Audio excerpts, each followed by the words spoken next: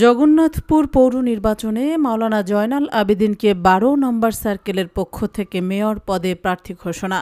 সুনামগঞ্জের জগন্নাথপুর পৌরসভা নির্বাচনে সম্ভাব্য মেয়র পদপ্রার্থী বিশিষ্ট সমাজসেবক, শিক্ষানুরাগী, প্রবাসী কমিউনিটি নেতা মাওলানা জয়নাল আবেদিনের সমর্থনে ১২ নম্বর সার্কেল, ইসহাকপুর, লদুরপুর ও ইনাতনগর গ্রামবাসীর পক্ষ থেকে মতবিনিময় সভা অনুষ্ঠিত হয়েছে। দৈনিক জগন্নাথপুর পত্রিকা টেবিল থেকে ইয়াকুব মিয়ার পাঠানো তথ্যচিত্রসহ রিপোর্ট।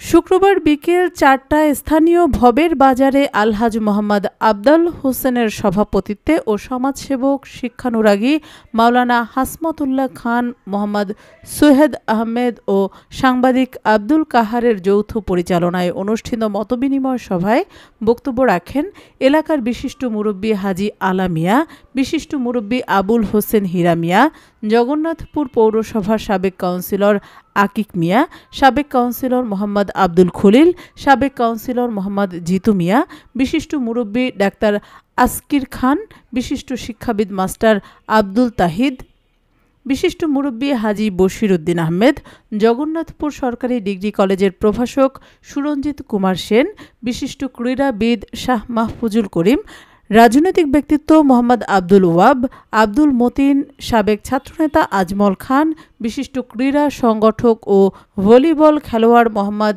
জিলু মিয়া, সাবেক কৃতি ফুটবলার আব্দুল আলী, সমাজসেবক লাইক মিয়া, মাওলানা মোহাম্মদ আবু তাহের, বিশিষ্ট সালিসি ব্যক্তি সিদ্দিক আহমেদ, তরুণ সমাজসেবক নাজিম উদ্দিন, বিশিষ্ট সমাজসেবক ফজর আলী, প্রভাষক জাহিদ হাসান।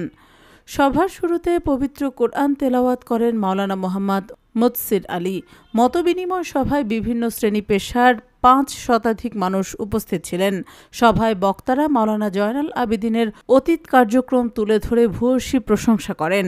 আগামী দিনে উন্নয়ন বঞ্চিত জগন্নাথপুর পৌরসভার সার্বিক কল্যাণে ১২ নম্বর সার্কেলবাসীর পক্ষ থেকে সর্বসম্মতিক্রমে মেয়র প্রার্থী ঘোষণা করে তাকে নির্বাচিত করার জন্য জগন্নাথপুর পৌরবাসীর প্রতি বিশেষ অনুরোধ করেন। আমরা যখন স্থানীয় নির্বাচনে আসি তখন আমরা সব কিছু ভুলে যাই। আমরা তখন ১২ নম্বর সার্কেলের লোক হয়ে যাই। আমাদের সার্কেলের যে প্রার্থী আসে তাকে আমরা খুলে তুলে নেই, তাকে আমরা ভোট দেই। আমাদের সার্কেলের কথা বলে গিয়েছেন বক্তারা, ১৯৬৪ সাল থেকে ইউনিয়ন নির্বাচন হচ্ছে পাকিস্তান আমল থেকে, কিন্তু প্রথমেই যখন এই ইউনিয়ন পরিষদ গঠন করা হয় প্রথমে আমাদেরকে ঠকানো হয়েছে। আমাদের ১২ নম্বর সার্কেল শুধু ২টি ওয়ার্ড নয়, আরেকটি ওয়ার্ড আছে, এই যে মিরপুর ইউনিয়নের ৯ নম্বর ওয়ার্ড। আমাদের সার্কেলের ৯ নম্বর ওয়ার্ড যদি প্রথমেই পৌরসভা অথবা ৪ নম্বর ইউনিয়নে জগন্নাথপুর সদর ইউনিয়নে ঢুকিয়ে দেওয়া হতো তাহলে সহজেই আমরা জগন্নাথপুরবাসী, আমরা 12 নম্বর সার্কেলবাসী আমরা আমাদের জনপ্রতিনিধি পাইতাম। কিন্তু আমাদেরকে প্রথমে ঠকানো হয়েছে। আমরা বারবার প্রতারিত হয়েছি। আমি যখন গতকালকে গণসংযোগ করার জন্য আমার ভাগ্য নারায়ণের বাড়িতে গেলাম, তখন দেখলাম একটা সাঁকু, আমি পার হতে পারি নাই। কেন? আজকে স্বাধীনতার ৫৫ বছর হয়ে গেছে। জগন্নাথপুর পৌরসভা গঠন হয়েছে ২৭ বছর হয়েছে। ২৭ বছর পরে কেন আমার ইসহাকপুর গ্রামে সাঁকু পার হয়ে যেতে হবে? তার কারণ হচ্ছে আমাদের সাথে বৈষম্য করা হচ্ছে। যদি বৈষম্য করা হতো তাহলে আজকে পৌরসভা গঠন হওয়ার পরে পৌরসভা ১ নম্বরে উন্নীত হয়েছে, কিন্তু আমাদের ১২ নম্বর সার্কেলবাসী ১ নম্বর হতে পারিনি। হতো যদি, তাহলে আমি সাঁকু পার হয়ে আমার সুজাতের বাড়িতে যেতে হতো না। এভাবে অনেক মানুষ কষ্ট করতেছেন। আজকে দেখেন পৌরসভার মেইন কাজ হচ্ছে ড্রেনেজ ব্যবস্থা। আমাদের ১ নম্বর এবং ২ নম্বর ওয়ার্ডের কোন গ্রাম বলতে পারবেন না যেখানে একটি ড্রেন করা হয়েছে।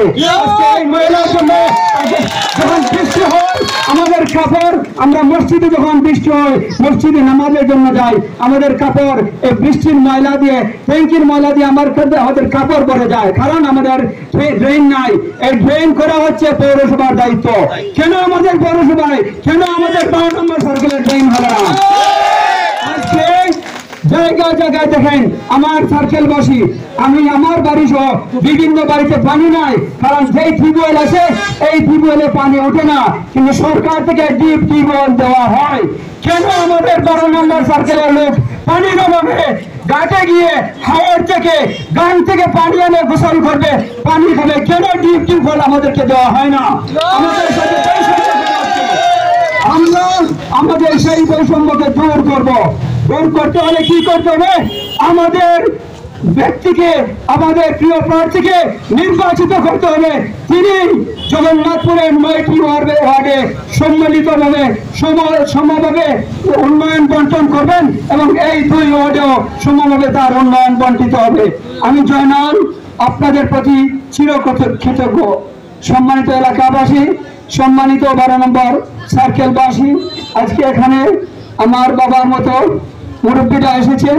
আজকে যদি আমার বাবা জীবিত থাকতেন তাইলে এখানে আসতেন, আজকের এই প্রোগ্রামে এসে আপনাদের কাছে ঘুষ চাইতেন, কিন্তু আমার বাবা নেই। আমি সুখীয় জ্ঞাপন করছি, আপনারা আমার বাবার বয়সী, এরা এখানে এসেছেন। আজকে আমার বাবার বয়সী মাখন কাকার বড় ভাই এসেছিলেন, আমার বলেছেন আমি তোমার আব্বার সাথে ফুটবল খেলেছি, আমি তোমাকে জানি, তুমি ভালো ছেলে, আমরা কাজ করবো। এইভাবে আমার বাবার বয়সী আমার চাচারা এসেছে জগন্নাথপুর পৌরবাসীর মুখে হাসি ফোটানোর জন্য, এই এলাকায় উন্নয়নের ফুল ছড়ানোর জন্য, উন্নয়নের সুবাতাস ছড়ানোর জন্য। আপনারা কি আমাকে সমর্থন দিতে রাজি আছেন? ইনশাআল্লাহ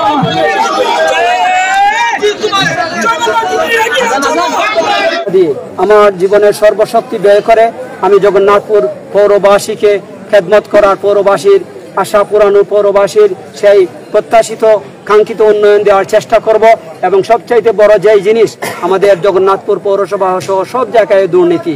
আমি যদি ইনশাআল্লাহ মেয়র নির্বাচিত হই তাইলে জগন্নাথপুর পৌরসভা থেকে ইনশাআল্লাহ আমি চেষ্টা করব দুর্নীতিকে সমূলে দূর করে দেওয়া, দুর্নীতিমুক্ত একটি পৌরসভা গঠন করব এবং পৌরসভার যেই মৌলিক যেই কাঠামোগুলো আছে সেগুলিকে আমি একদম বৈষম্যহীনভাবে প্রতিটি ওয়ার্ডে আমি উন্নয়ন পৌঁছে দেওয়ার চেষ্টা করব। আজকে আমাকে সমর্থন দেওয়ার জন্য আমার জগন্নাথপুর পৌরসভার 12 নম্বর সার্কেলের সবাই উপস্থিত ছিলেন, ইশাকপুর, লিদরপুর, এনায়েতনগরের 12 নম্বরের সকল উপস্থিত ছিলেন। আজকে এই মিটিংয়ের মাধ্যমে আমার এলাকাবাসী ঐক্যবদ্ধভাবে আমাকে 12 নম্বর সার্কেলের আগামী মেয়র নির্বাচনে আমাকে প্রার্থী ঘোষণা করেছেন। আমার বিশ্বাস আগামী দিনে যদি আমার সাথে আমার পৌরবাসী থাকেন, আমার এলাকাবাসী থাকেন, আমি কাঙ্ক্ষিত বিজয় নিয়ে আসতে পারবো। সবাইকে ধন্যবাদ। আমি আমার অনুরোধ, আমরা তো কইয়া গেছেন, আমরা আমার অনুরোধ একতাটা যদি আমরা থাকতাম পারি, আমরা তিনরা গেলাম যদি একতা থাকতাম পারি, সে আমরা চেয়ারম্যানই আনতাম পারি। যারা আছি সবাই একমত হইয়া ভোট দিতাম আর চেষ্টা করতাম ভোটের বেলাতে অন্যান্য আত্মীয় এখানে আছে, যারা লোক পরিচয় আছে, অনবিনয় করিয়া না পারি আনতাম।